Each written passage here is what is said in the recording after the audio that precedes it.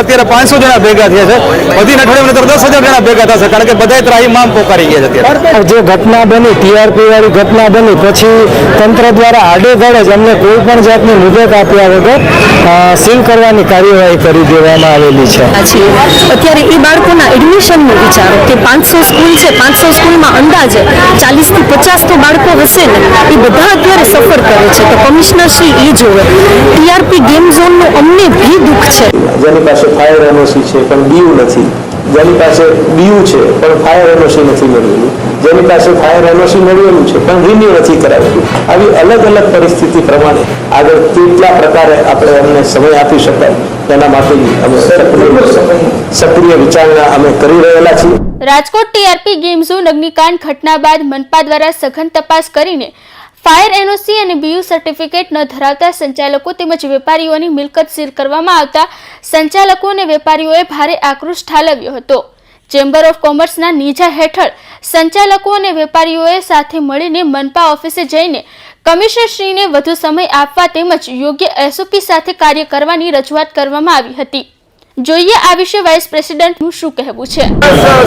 હું Parth Gatra, vice president, Rajkot chamber of commerce and industries. ગઈકાલે અમે 7 થી 17 એસોસિએશન ચેમ્બર ઓફ કોમર્સમાં ભેગા થયા હતા અને સરકારની સામે બધાને વિરોધ છે, કારણ કે જે રીતે સરકારે ફાયર એનઓસી માટે જોગવાઈ લગાવી છે, અત્યારે coaching classes, restaurant, school, colleges અને ફેક્ટરીઓ બંધ કરે છે, સીલ મારે છે, તેની સામે બધા વેપારીઓને વાંધો છે અને સરકાર તરફથી બધાને આશા છે કે આમાં સમય મળવો જોઈએ, કારણ કે આ બધા 10-10, 15-15 વર્ષ જૂના બધા એકમો છે, બધા ટેક્સ ભરે છે. તો સરકારે પહેલેથી આ ઇન્સ્પેક્શન કરવાની જરૂર હતી અને હવે બધા ફાયર ઇક્વિપમેન્ટ્સ અત્યારે ઇઝીલી અવેલેબલ નથી, સ્ટાફ પણ એડિક્વેટ અત્યારે ક્વોન્ટિટીમાં મળતો નથી. તો સરકારે અમુક ગેમ એસઓપી બનાવી અને પ્લાન બનાવીને બધાને અમુક 1000 જણાને 6 મહિનામાં લઈ લ્યો કે 3 મહિનામાં લઈ લ્યો, એ રીતનું એક નોટિસ પીરિયડ આપવો જોઈએ અને એક એસઓપી તૈયાર કરવી જોઈએ, તો જ આ બધું શક્ય બનશે. અત્યારે 500 જણા ભેગા થયા છે, વધીને અઠવાડિયામાં 10,000 જણા ભેગા થશે, કારણ કે બધા ત્રાહીમામ પોકારી ગયા છે. તંત્ર હવે જાગ્યું છે, એને લઈને જે ઘટના બની તે પછી તંત્ર અચાનક જાગ્યું છે, એની સામે બધાનો વિરોધ છે કે સરકારે જાગવાનું હોય પણ બરાબર છે, પણ આટલા 10 વર્ષથી ટેક્સ ભરતા તો સરકાર ક્યાં સુધી હતી. અત્યારે બધાને સમય આપવો જોઈએ કે તમે ફાયર એનઓસી લઈ લો. કોઈ પણ ફાયર એનઓસી સામે વાંધો નથી, પણ સમય ન મળે તો ફાયર એનઓસી કેવી રીતે શક્ય છે અચાનક બધા માટે. હવે સાંભળીએ સંચાલકો અને વેપારીઓની માંગ વિશે. ગઈકાલે પણ અમે પ્રેસ પ્રતિનિધિઓ સાથે મળીને અમારી રજૂઆત કરેલી. આજે અમે ચેમ્બર ઓફ કોમર્સના નેજા હેઠળ રાજકોટના 147 પ્લસ એસોસિએશનનું સંગઠન આજે અમે જે અત્યારે મનપા દ્વારા આડેધડ સીલિંગની કાર્યવાહી થઈ રહી છે એ માટે અમે આજે રજૂઆત કરવા આવેલા છીએ.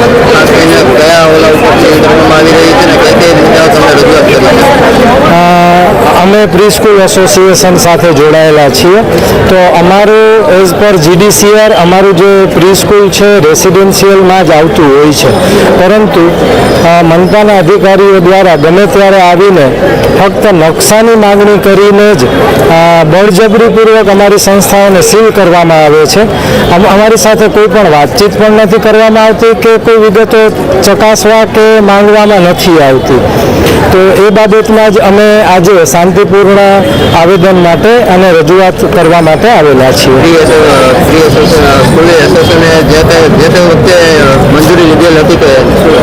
હા, તો ગવર્મેન્ટના નોર્મ્સ મુજબ પ્રી સ્કૂલ છે એ અત્યાર સુધી અસંગઠિત માળખું હતું. તો ગવર્મેન્ટે એના માટે 2023માં નીતિઓ નક્કી કરી અને 2024માં એમણે અમને રજીસ્ટ્રેશન કરવા માટે 1 વર્ષની મુદત આપેલી છે, જે મુદત અમને ફેબ્રુઆરી 2025માં પૂર્ણ થવાની છે. જેમાં પણ બીયુ, ભાડા કરાર અને અલગ અલગ બીજા નોર્મ્સ મુજબ એ લોકોએ અમને 1 વર્ષની મુદત આપી છે અને એ મુદતની અંદર પણ અમે એપ્રિલ 2024માં કલેક્ટરશ્રી, કમિશનરશ્રી અને ડીઓશ્રીને અમારા જે નીતિઓ છે એમાં અમને સામેલ કરવામાં આવે અને એ નીતિઓને રિવાઇઝ કરવામાં આવે એ બાબતે અમે એમને આવેદન આપેલું.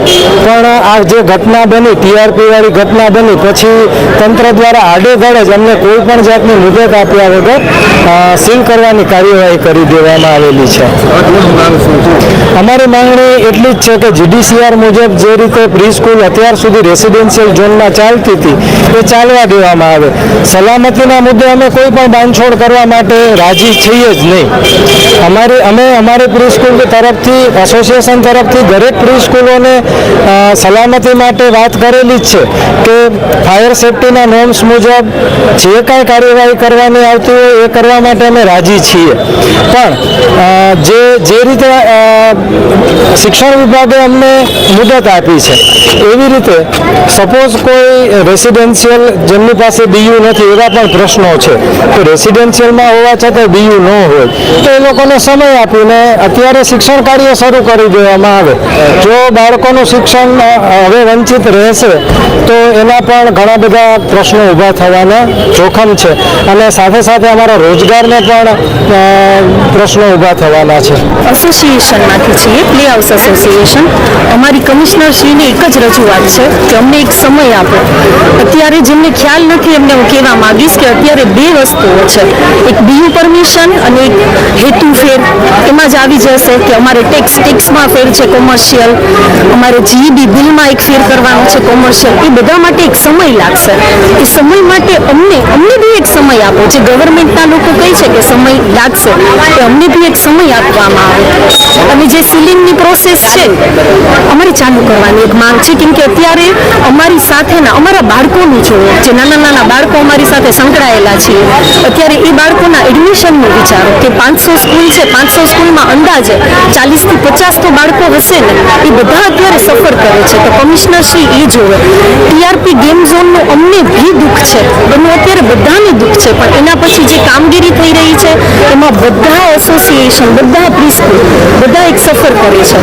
તમામ સંચાલકો અને વેપારીઓની માંગને કમિશનરશ્રીએ ધ્યાનમાં રાખીને તેમણે સકારાત્મક પ્રતિક્રિયા સાથે જણાવ્યું હતું કે તેઓ આ અંગે વિચારણા કરીને યોગ્ય SOP તેમજ ટાઈમ પીરિયડ નક્કી કરશે. વધુ જાણીએ રિપોર્ટમાં. આજે રાજકોટ ચેમ્બર ઓફ કોમર્સ, સ્વનિર્ભર શાળા સંચાલક મંડળ, પ્રી સ્કૂલ એસોસિએશનના પ્રતિનિધિઓ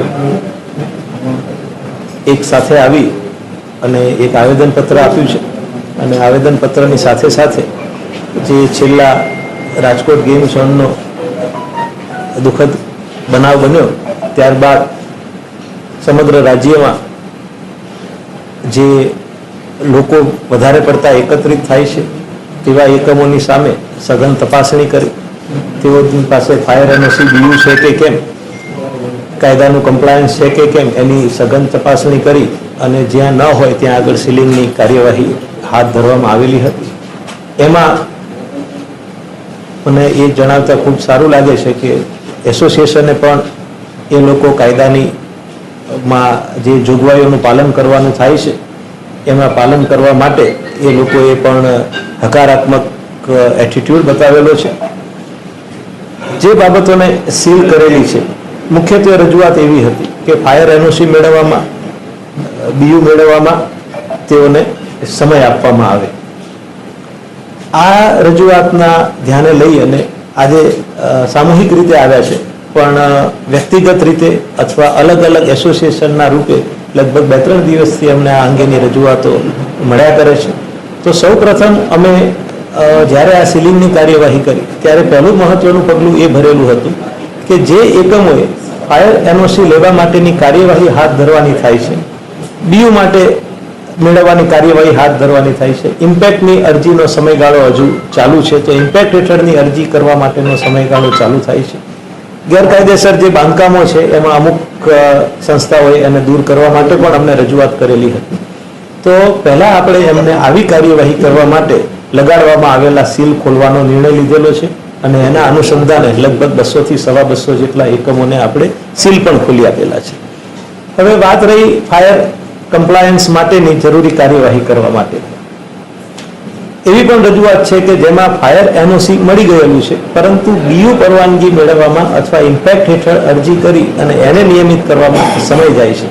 તો આવા બધા જે ઘટનાઓ અને ધ્યાન ઉપર આવે છે. અગાઉ ફાયર NOC પણ મેળવેલું હતું પણ સમય સંજોગોમાં એને રિન્યુ નથી કરાવી શક્યા, એવા પણ બાબતોની લઈને રજૂઆત થઈ છે. અમે સમગ્ર રાજ્યના જે મહત્વના કોર્પોરેશન છે, મ્યુનિસિપલ કોર્પોરેશન, એની સાથે હું પણ સંપર્કમાં છું સતત, અને દરેક કોર્પોરેશનમાં આવી રજૂઆતને મળ્યા બાદ જે અલગ અલગ પ્રકારની પરિસ્થિતિઓ પ્રવર્તે છે એ પરિસ્થિતિની અંદર હવેના પછીના સમયગાળામાં કાયદેસરતા દરેક એકમો મેળવે એના માટેની વિવિધ કાર્યપદ્ધતિઓ, એક એસઓપી બનાવવાનું એક અમે વિચારી રહેલા છીએ. 1-2 દિવસની અંદર આવા અલગ અલગ તમામ પરિસ્થિતિમાં જેની પાસે ફાયર એનઓસી છે પણ બીયુ નથી, જેની પાસે બીયુ છે પણ ફાયર એનઓસી નથી મેળવેલું, જેની પાસે ફાયર એનઓસી મેળવેલું છે પણ રિન્યુ નથી કરાવેલું, આવી અલગ અલગ પરિસ્થિતિ પ્રમાણે આગળ કેટલા પ્રકારે આપણે એમને સમય આપી શકાય એના માટેની અમે સક્રિય વિચારણા અમે કરી રહેલા છીએ. અને 1-2 દિવસની અંદર આ અંગે ચર્ચા વિચારણા કરી તમામ કોર્પોરેશનની સાથે એમના દ્વારા આપવામાં આવેલી કાર્યપદ્ધતિઓનો પણ અભ્યાસ કરી અને 1-2 દિવસમાં રાજકોટ મહાનગરપાલિકા પણ આ અંગે યોગ્ય નિર્ણય લેશે. સર, 13 તારીખથી સ્કૂલો ચાલુ થઈ છે.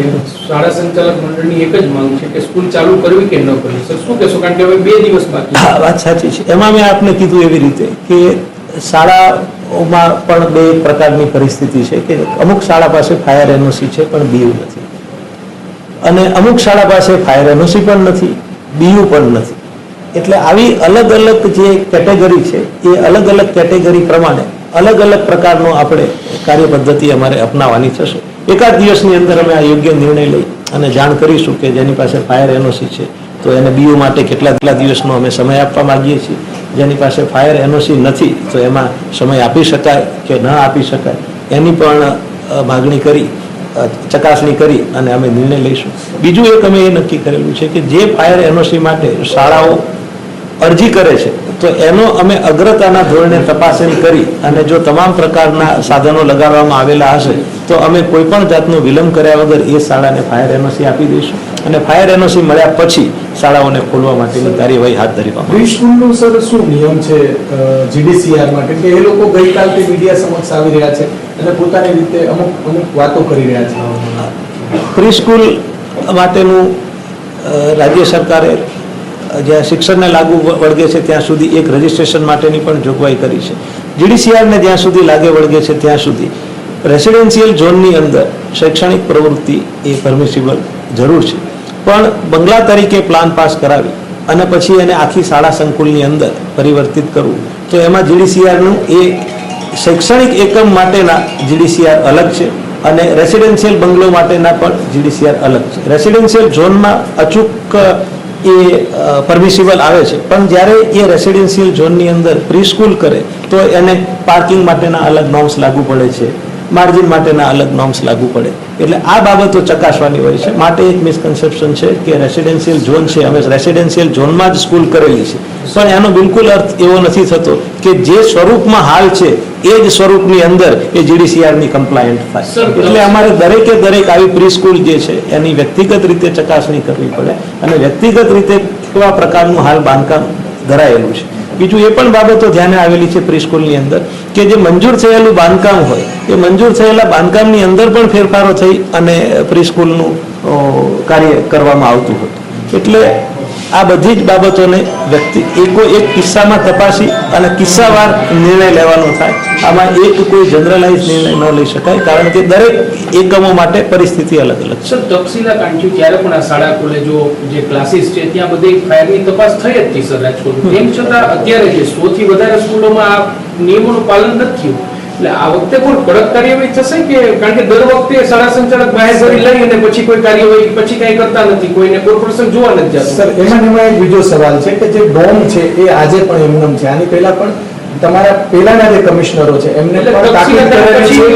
જે ડોમ છે એ આજે પણ 50 જેટલી સ્કૂલો છે એની અંદર એમનેમ જોવા મળે છે, કોઈ ઉતાર્યા નથી. એક બાજુ આપ કડક કાર્યવાહીની વાત કરો છો અને બીજી બાજુ જે આ રજૂઆત કરેલી છે કે એમાં સમય આપવાની વાત કરો છો. બંને કાર્યવાહી નિયમ અનુસારની કાર્યવાહી થશે. 2 દિવસ છે વેકેશન ખુલવાનું. અમે એસઓપી લઈ અને આવીશું 2 દિવસ. અમારો તો મુદ્દો એ છે સર કે નિયમો કે તક્ષશિલા વખતે પણ આ તમામ લોકો બાહેધરી આપી હતી ને કોર્પોરેશન મોટું મન રાખીને એને કોઈ દેવામાં આવ્યા હતા. તો પછી કોર્પોરેશનની જવાબદારી છે ને સર કે પાછું રીચેકિંગ કરવામાં આવે. બિલકુલ. એટલે એ જે બાહેધરી આપ્યા પછી બાંહેધરી મુજબનો અમલ થાય છે કે કેમ એ ચોક્કસ આ વખતે કોર્પોરેશનની ચકાસણી કરશે અને નિયમ અનુસાર એટલે બંને જીડીસીઆર અને ફાયરના કાયદાનું કમ્પ્લાયન્સ હશે ત્યારબાદ જ એને કાયમી રીતે વપરાશ કરવા દેવા માટે આપણે નિયમ